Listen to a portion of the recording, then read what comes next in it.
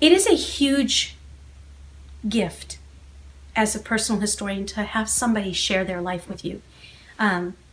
They aren't just sharing the events that happened, but they're sharing how it affected them, how it changed them, how it helped them become who they are. These aren't timelines. These aren't names and stamps and dates. These are stories that are living and breathing. And one of the precious things about that story is that it's not my story. It's the client's story, and that story belongs to them.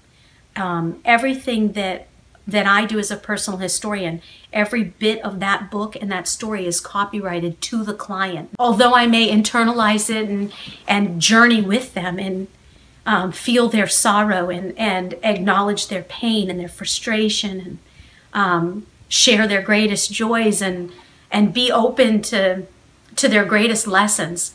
Those lessons, they aren't mine. They're theirs to share.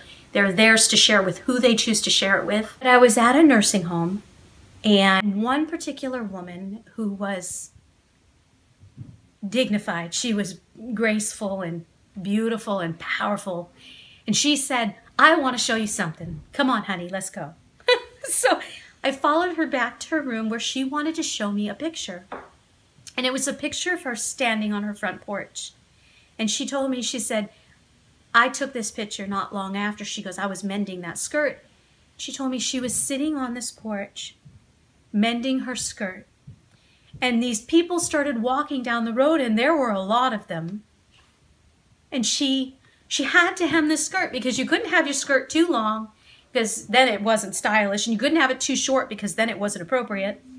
And so it had to be just right. And she looked at her skirt and she looked at the street and she put her sewing down.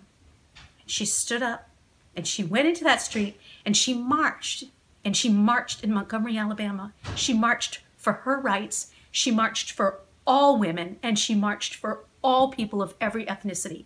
And her choice made a difference today. And these are the stories we need to catch. And these are the choices we make, and we don't realize what powerful choices they are when we make them. But when they're done and we look back, there is a beauty. And now I know where that dignity and grace came from. It's because she made choices, strong, powerful, beautiful choices. And for that, she deserves every bit of my respect. And that's why we need to capture these stories. We need to capture them for her children and her grandchildren, and for my children and my grandchildren. I want them to see what strength looks like, and beauty, and humanity, and grace. And that's why I write these stories. I write them because we all have that in us. We just need to capture it so people remember.